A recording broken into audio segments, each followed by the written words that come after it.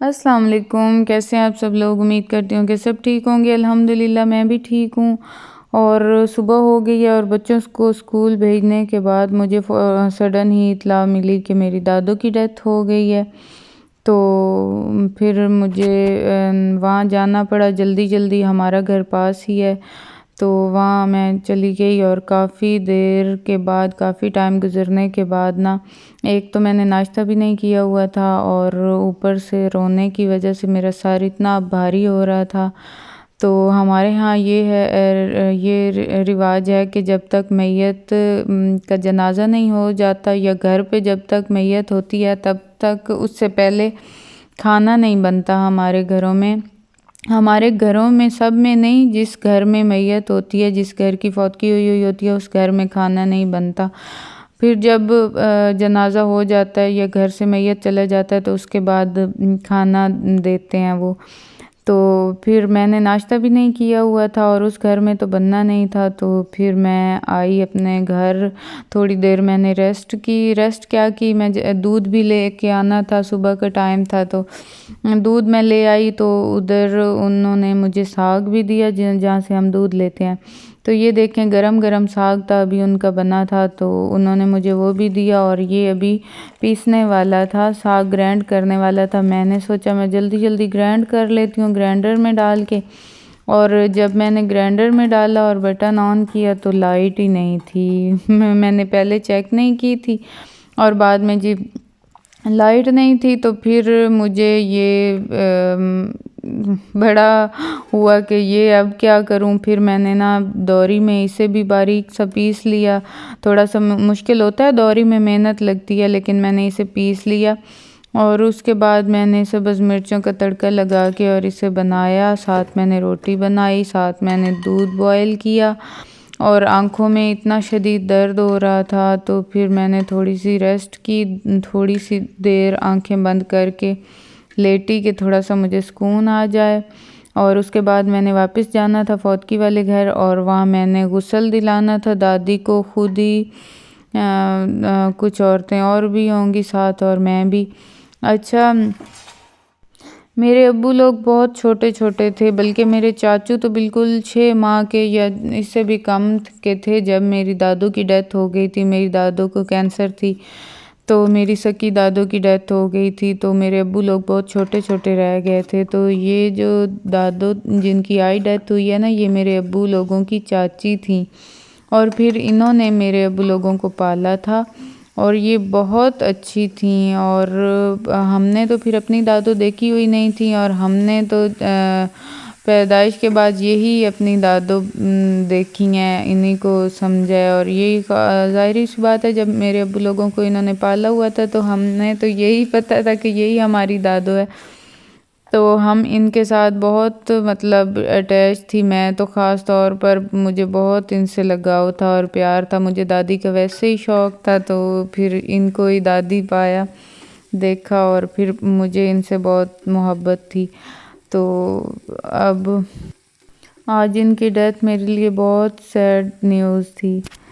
और तो मैंने कहा कि मैं अपनी दादू को खुद ही गुस्ल भी दिलाऊंगी। तो उस्ताद हमारे बता देते हैं औरतों के गुस्ल के बारे में, तो फिर उनसे थोड़ा सा समझ लेते हैं कि किस तरह क्या तरीक़ाकार है। तो उसके बाद गुस्ल दिलाया। कुछ औरतें और थीं और मैं भी थी और उनको गुस्ल दिलाया। 2 बजे का जनाज़ा था उनका, फिर 2 बजे जनाज़ा हुआ और उसके बाद 3 बजे मेरे बच्चे आ जाते हैं घर स्कूल से। तो फिर वो स्कूल से आए, मैं घर आ गई और फिर मैंने उनके यूनिफॉर्म वगैरह चेंज किए।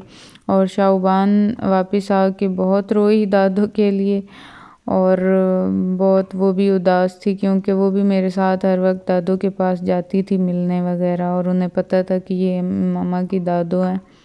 तो आज के दिन मेरे लिए व्लॉग बनाना भी बहुत मुश्किल था, क्योंकि मैं घर पे ही नहीं थी। बस यही थोड़ा सा टाइम जो मिला है घर आने का मुझे, तो फिर मैंने थोड़ी सी वीडियो शूट की है और वो ही मैंने जोड़ शोड़ के और अपना व्लॉग कंप्लीट किया है। ज़ाहिर सी बात है कि फिर मैं ऐसे हालात में नहीं बना सकती थी, घर जब मैं थी नहीं तो फिर मैं कैसे बनाती।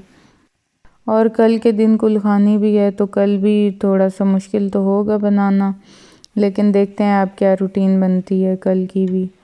और साग बहुत मज़ेदार बना था और भूख भी बहुत लगी थी। जब भूख लगी हुई होती है तो जैसी भी जो चीज़ बनी हुई होती है वैसे भी बहुत अच्छी लगती है, और फिर साग तो वैसे भी बड़ा पसंद है और अच्छा बना था। और फिर मैंने नाश्ता किया, और आज तो काफ़ी मैंने वॉशिंग मशीन भी लगानी थी, वो भी मेरी लगाने वाली रह गई। और लेकिन बस दादू बहुत दुआ किया करती थी कि मेरी मौत रमज़ान अल मुबारक के बाबरकत महीने में हो, लेकिन बस ये तो फिर नसीब की बात होती है ना, जिस तरह अल्लाह ने लिख दिया हो वैसे ही होना होता है। इंसान तो फिर क्या क्या नहीं सोचता।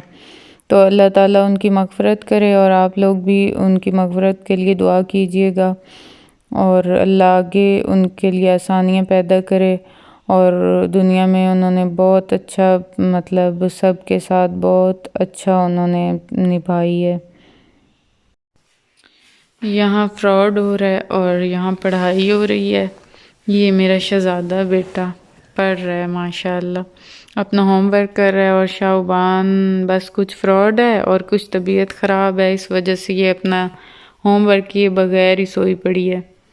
और आज तो हुबान दादी के लिए इतना रोई है ना, कि जिसकी डेथ हुई है, जिस दादू की, इतना इसने रो रो के अपना बुरा हाल किया। और अफान कह रहा था कि जब हमारी अपनी दादी फौत होएंगी तो तब ही रोएंगे ना, हैं?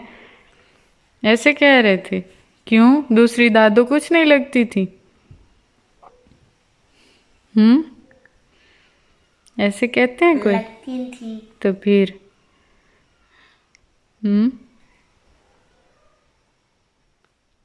हुबान को दूसरी की उनकी याद आती होगी।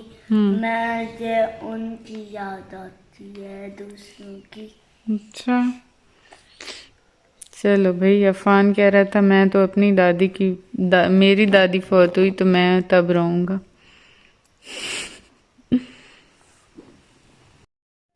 और उसके बाद आज मेरे बाबा आए हुए थे, और वो मेरे पास आए बैठे थे मेरे घर। तो फिर मैंने उनके लिए ये हलवा निकाला। ये उस दिन जो हमने बनाया है हलवा, ये अब ख़त्म भी हो गया है। तो मेरे बाबा तो वैसे भी डायबिटीज़ के मरीज़ हैं, तो उन्होंने तो थोड़ा सा ही टेस्ट करना होता है, तो उनको मैंने दिया। साथ मेरे भाई भी आ गए तो उन्होंने भी टेस्ट किया, और फिर हमने कुछ देर बातें की, बहुत अच्छा टाइम स्पेंड हुआ हमारा, कुछ पुरानी यादें ताज़ा हुई। और बस यही थी फिर मेरी आज की रूटीन। बड़ी मुश्किल से मैंने ये वीडियो बनाई है, और आई होप कि आप लोगों को पसंद आई होगी। अगर पसंद आई हो तो लाइक और सब्सक्राइब ज़रूर कीजिएगा, और दुआओं में याद रखा करें। मिलेंगे नेक्स्ट व्लॉग में, तब तक के लिए अल्लाह हाफिज़।